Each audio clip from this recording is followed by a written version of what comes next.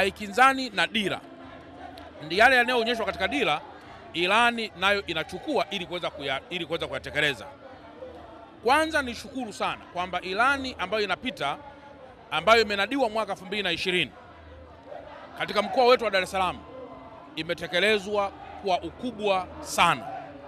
Ilitaja itafanya kazi ya mabarabara, kazi ya sekta afya, sekta ya elimu, sekta mawasiliano, sekta miundombinu, na zote hizi zimetekelezwa kwa ufanisi mkubwa sana.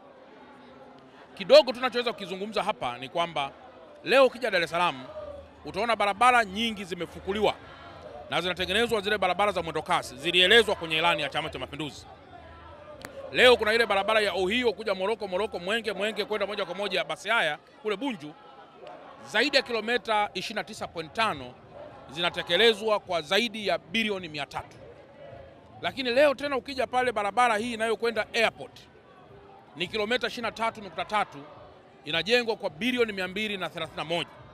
Barabara ile sasa iko mwishoni kukamilika, na ukienda kule mwishoni barabara inayokwenda Mbagala ni barabara ile Kilwa Road imekamilika na imetengenezwa kwa bilioni 217.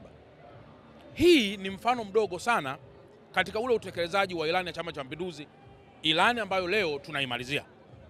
Lakini kwenye sekta ya elimu ukija utakuta mashule ya msingi na sekondari yanabomolewa na kuanza kujengwa kwa njia ya magorofa.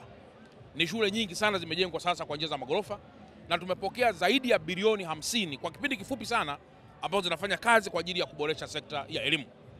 Lakini katika sekta ya afya ni ukweli usiopingika kwamba miaka yote, kwa mfano hospitali ya Ocean Road tulikuwa tuna kifaa kinachoweza kudiagnosis, kupima tunasema kansa kwenye primary stage.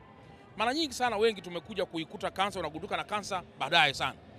Lakini ilani ya Chama cha Mapinduzi ilisema itaboresha sekta ya afya. Nini imefanya? Kimenunuliwa kifaa kikubwa sana kinaitwa PET CT scan ambacho kinauzwa zaidi ya mabilioni kwa ajili ya kuhudumia na kupima afya za wanadamu. Hiyo ni hospitali moja ya Ocean Road. Sijafika JKCI, sijafika Moi, sijafika Muhimbili, sijafika mahospitali mengine yote pale Dar es Salaam kama vile Temeke, kama vile Mwananyamala na kama vile hospitali nyinginezo ambazo zinabeba taswira na sura ya mkoa kama ikiwemo Amana. Kwa hiyo naweza kuhitimisha kwa kusema ilani iliyopita imefanya mambo makubwa na yametekelezwa na serikali. Kwenye sekta ya umeme Dar es Salaam, mtakumbuka leo sisi watu walioingiziwa umeme Dar es Salaam ni 1,163,000. Hao wote ndio wameingiziwa umeme, kwa maana ni umeme wa domestic use. Lakini consumption yetu sisi ya megawatt ni megawatt 600 karibu na 86 kwa mkoa wa Dar es Salaam. Hivi ninavyowaambieni tatizo kubwa lilikuwa ni katika kwa umeme, ambayo ilikuwa ni kwa sababu ya njia mbovu za kusambazia umeme. Mtakumbuka kwamba umeme una mambo makubwa matatu. Una sehemu ya generation, una sehemu ya transmission na una sehemu ya distribution. Kwa hiyo Dar es Salaam tuna miradi mikubwa ya kufanya distribution ya umeme.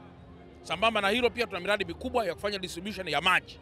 Kuna matenki makubwa yamekamilika, likiwemo tenki la Bangulo ambalo limejengwa likiwa na lita nyingi sana kwa zaidi ya bilioni 34. Hii ni ilani ambayo imetekelezwa na serikali. Sasa mimi kwa kuwa ni mkuu wa mkoa nimshukuru sana Mheshimiwa Rais kwa kusimamia vizuri mapato ya taifa letu ili yaweze kuakisi maendeleo ya watu. Kwa hiyo nakiri kwamba Mheshimiwa Rais amefanya kazi kubwa ambayo kwa upande wa pili Chama cha Mapinduzi kinamshukuru sana. Na mimi kama pia mwanachama wa Mapinduzi ninamshukuru sana kwa sababu amesimamia na kuratibu haya mambo kwenda vizuri mno. Lakini jambo la mwisho, nini sasa ningependa ilani hii ifanye? Itembee mlemle kwa maana tuendelee kuboresha mabarabara, sekta ya afya, sekta ya anga, sekta ya elimu pamoja na masuala mengineyo, bila kusahau ulinzi wa taifa letu. Sekta ya bandari iendelee tena kuboreshwa na itajwa katika ilani. Sekta ya bandari, mtakumbuka kwamba Dar es Salaam ndio kitovu cha uchumi wa taifa letu. Kwa hiyo hayo ndio machache ambayo natamani niendelee kuyaona ndani ya ilani ili Dar es Salaam iendelee kuwa kitovu cha uchumi na kitovu kikubwa cha diplomasia na kitovu kikubwa cha uvutio wa watu wengine wote duniani ili kuja kupeperusha maendeleo ya taifa letu. Baadhi ya wakuu wa mikoa wengine tumeanza kuwasikia wakitangaza nia kwamba wanautaka ubunge. Na natamani kidogo nisikie kwako. Una nia hiyo kwa mwaka 2025? Mimi ninachofahamu ni kwamba tarehe 28 ya mwezi huu, ya mwezi wa 6 mpaka tarehe 2, jinsi nilivyosoma ile ratiba, ni uchukuaji wa fomu. Kwa hiyo nani anagombea nani hagombei, nani alitamka nini, nani hajatamka nini, itathibitishwa tarehe 28 kuelekea mpaka tarehe 2.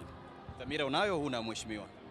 Tukisubiri sasa, kwa kuwa chombo hiki ni chombo ambacho kinaishi na ninakiombea Mungu kiendelee kuwepo mpaka tarehe 28, maana yake alhamdulillah naamini jibu hili unaloliuliza tutalipata hapa. Mheshimiwa, kwenye mkoa wako kuna utekelezaji wa ilani umefanya kwa kazi kubwa ya CCM, barabara, miundombinu, usalama umefanyika kwa kiwango kikubwa. Bila shaka hili ndio lilosukuma kufanya Dar es Salaam kuwa na biashara saa 24. Unaonaje mwitikio ufanyikaji wa biashara saa 24 kwa jiji lako na mkoa ambao unaongoza? Biashara saa 24 kwa mkoa wa Dar es Salaam is not a new concept. Leo mkija Dar es Salaam mtakuta stendi ya Magufuli inafanya kazi saa 24. Na nitakuwa muongo nikisema huwa hakuna maji yanayouzwa, hakuna vocha yanayouzwa, hakuna pikipiki inayofanya biashara, nitakuwa muongo. Ukija stendi ya Magufuli ni ishara mojawapo kwamba kuna biashara saa 24.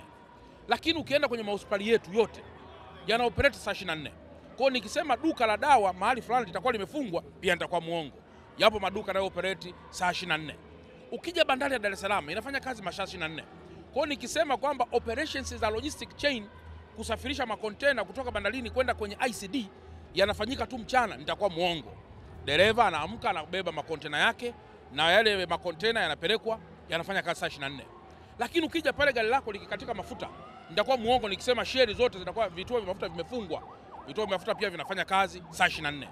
Kwa hiyo nini swali ambayo nimeulizwa? Mwitikio wa biashara saa 24 ili upiki kwa pamoja is a gradual process. Ni taratibu kwa kuimarisha ulinzi, kuimarisha taa, kuimarisha awareness, kufanya watu wafanye kazi. Then baada ya muda ina peak na sisi tunajivunia kwamba wazo hilo lilikuwa ni letu. Shukuru sana mheshimiwa. Asante sana. Asante sana. Kaka hapa. Asante sana.